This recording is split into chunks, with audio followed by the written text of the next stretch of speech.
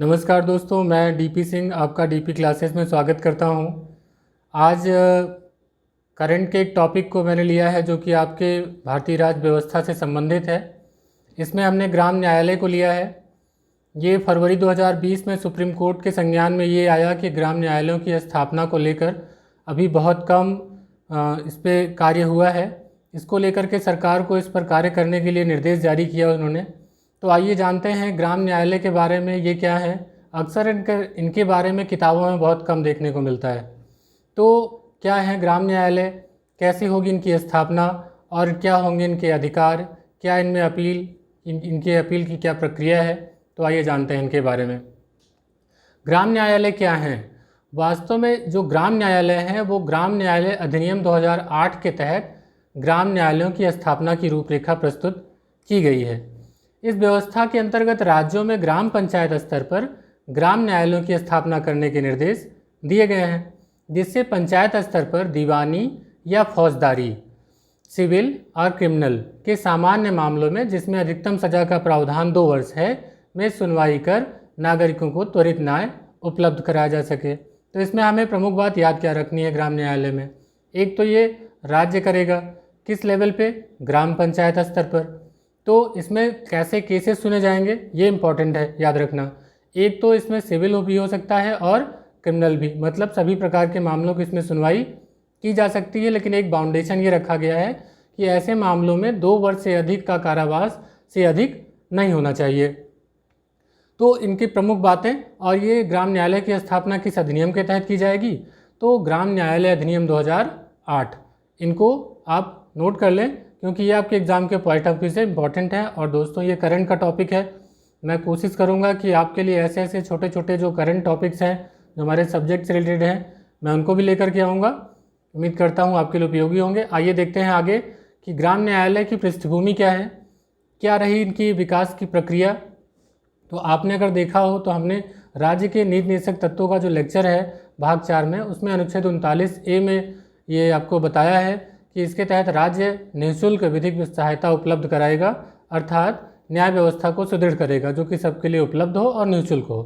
तो इसमें इसके तहत ये उल्लेख किया गया था कि राज्य का विधि तंत्र इस तरह से काम करे जिससे सभी नागरिकों के लिए न्याय प्राप्त करने का समान अवसर उपलब्ध हो सके। इसके अलावा अगर देखें तो 1986 में 114वें विधि आयोग ने भी एक अपनी सिफारिश दी थी जिसमें ग्राम न्यायालयों की स्थापना को लेकर उन्होंने सिफारिशें की थी। इन्हीं की सिफारिशों के तहत 15 मई 2007 को ग्राम न्यायालय अधिनियम का मसौदा प्रस्तुत किया गया और 2 अक्टूबर 2009 को यह कानून लागू हो गया। तो इसमें लागू होने की तिथि, 1986 में आयोग की अनुशंसा, ये सब हमें याद रखने योग्य हैं। आइए देखते हैं इनके अलावा वर्तमान में इनकी स्थिति क्या है। तो वर्तमान में अगर देखें तो वर्तमान में कुल 9 राज्यों में मात्र 208 ग्राम न्यायालय ही कार्यरत हैं, बहुत कम है। जबकि केंद्र सरकार की 12वीं पंचवर्षीय योजना में देश भर में ऐसे 2500 ग्राम न्यायालयों को स्थापित करने का प्रस्ताव रखा गया था। लेकिन आप देखिए कि अभी इनका अस्तित्व तो बिल्कुल नगण्य है भारत में है। तो इसीलिए इस पर सुप्रीम कोर्ट ने अभी संज्ञान लिया था कि इस पर जल्द से जल्द सरकार कार्यवाही करे। इसकी स्थापना कैसे होगी? तो इनके बारे में कुछ अधिनियम 2008 में बताया गया है कि ग्राम न्यायालयों की स्थापना का जो अधिकार है वो राज्य सरकारों का है। लेकिन इसके लिए राज्य सरकारें अपने आप मनचाहे ढंग से नहीं कर सकती।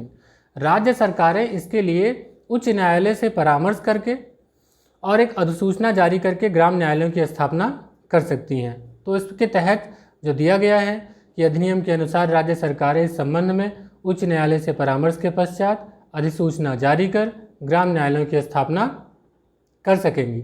इनकी संरचना कैसे होगी? तो इसमें होंगे एक न्यायाधिकारी। वो न्यायाधिकारी की नियुक्ति कैसे होगी और उनका जो वेतन भत्ता होगा, जो उनकी शक्तियाँ होंगी वो किस प्रकार होंगी। तो अभी आप अगर मेरे पीछे जो सबऑर्डिनेट कोर्ट का आपने अगर देखा हो वीडियो, तो मैंने उसमें आपको बताया था कि प्रथम श्रेणी मजिस्ट्रेट के बारे में बताया था। तो उनके जो वेतन भत्ते हैं और उनकी नियुक्ति से संबंधित जो अर्हताएं हैं वो सभी एक जैसी होंगी। तो इसलिए इनकी नियुक्ति होगी वो कैसे होगी पहले देखते हैं। ग्राम न्यायालय के संचालन के लिए राज्य सरकार हाई कोर्ट के परामर्श पर एक न्यायाधिकारी की नियुक्ति करेगी। और अर्हताएं हमने आपको बताया, वेतन भत्ते किसके समान होंगे, प्रथम श्रेणी मजिस्ट्रेट के समान। जो भी नियम शर्तें हैं वो प्रथम श्रेणी मजिस्ट्रेट के समान। तो न्यायाधिकारी की नियुक्ति कौन करेगा, तो राज्य सरकार करेगी। किसके परामर्श पर, तो हाई कोर्ट के परामर्श पर। ये आप जान लें कि इनकी स्थापना, इनके न्यायाधिकारी की नियुक्ति, इन सभी को कौन करेगा, राज्य सरकार। किसके परामर्श पर, हाई कोर्ट के परामर्श पर। मामले कौन से आते हैं, तो मामलों में आपको बताया कि सिविल और क्रिमिनल दोनों हैं, लेकिन बाउंडेशन क्या है कि इनमें उन्हीं केसेस की सुनवाई होगी जिनमें कारावास 2 वर्ष तक या उससे कम का ही है। ठीक है, तो आइए चलते हैं इसमें आगे, देखते हैं इनकी शक्तियाँ कैसे होंगी, क्या क्या इनके अधिकार हैं।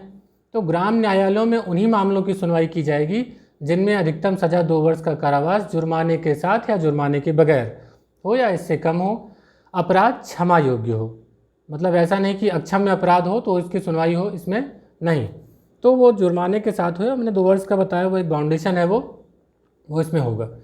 इसके बाद अगर इसमें देखें तो इनको दीवानी और फौजदारी दोनों के मामले सुनवाई करने के अधिकार दिए गए हैं, जैसे कि मैंने आपको अभी बताया।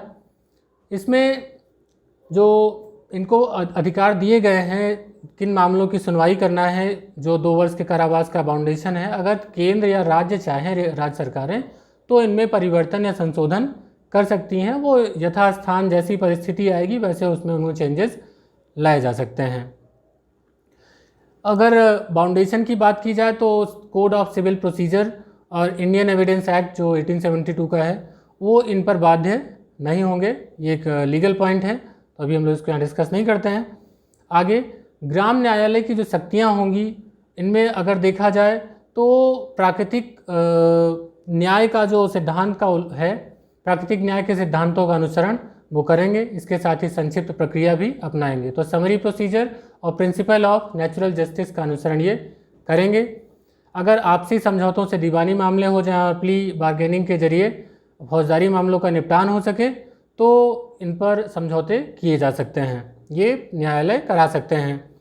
अगर इनमें अपील को देखा जाए, इनके निर्णयों के खिलाफ अपील कहाँ होती है, तो आपको बता दें कि ग्राम न्यायालय जो भी फैसला देगा उसके खिलाफ जो फैसला अभी मैंने आपको अधीनस्थ न्यायालय पढ़ाया है जिसमें जिला एवं सत्र न्यायालय है, उनमें इनकी विरुद्ध अपील की जा सकती है।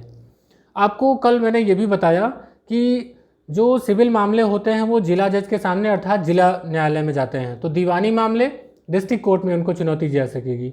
जब ग्राम न्यायालय किसी दीवानी मामले में फैसला सुनाएगा तो उससे संबंधित जो अपील होगी वो जिला एवं सत्र न्यायालय की जिला न्यायालय में होगा अर्थात डिस्ट्रिक्ट कोर्ट में होगा, और उसकी सुनवाई कौन करेगा, जिला जज, डिस्ट्रिक्ट जज, डीजे। लेकिन अगर वो क्रिमिनल केस हुआ, फौजदारी मामला हुआ, तो उसकी सुनवाई कौन करेगा, तो मैंने आपको कल ही ये बताया था कि जो ऐसे में जिला न्यायालय होता है उसे कहते हैं सेशन कोर्ट, और जो जज होते हैं उनको क्या कहते हैं, सत्र न्यायाधीश। तो इसीलिए उसे सत्र न्यायालय या सेशन कोर्ट में उसकी अपील की जा सकेगी। तो अपील भी अगर देखा जाए तो इनकी इसमें की जा सकती है। अब उस अपील की सुनवाई जिला एवं सत्र न्यायालय क्या बाउंडेड है करने के लिए, कितना है, तो आप ये जान लीजिए कि जो जिला एवं सत्र न्यायालय है इसकी अपील की सुनवाई 6 माह के अंदर उसे समाप्त करेगा, ये उसके साथ ये बाध्यता होगी। तो दोस्तों ये रहा हमारा ग्राम पंचायत का वीडियो, जो ग्राम न्यायालय का, माफ़ कीजिएगा, ग्राम न्यायालय से संबंधित अभी ये करंट टॉपिक है, अभी इस पर क्वेश्चंस पूछे जा सकते हैं, तो आपके लिए बहुत इम्पॉर्टेंट है, इसको पढ़िए और अपने दोस्तों के साथ शेयर करिए। आपको अगर हमारे वीडियोस पसंद आ रहे हैं तो उनको लाइक करिए, शेयर करिए। और हाँ दोस्तों, हमारे व्यूवर्स की संख्या इस समय ज़्यादा से ज़्यादा बढ़ सके, इसके लिए आप अपने दोस्तों के साथ इसे शेयर भी करिए। फिर मिलते हैं अगले वीडियो के साथ, तब तक गुड बाय, नमस्कार।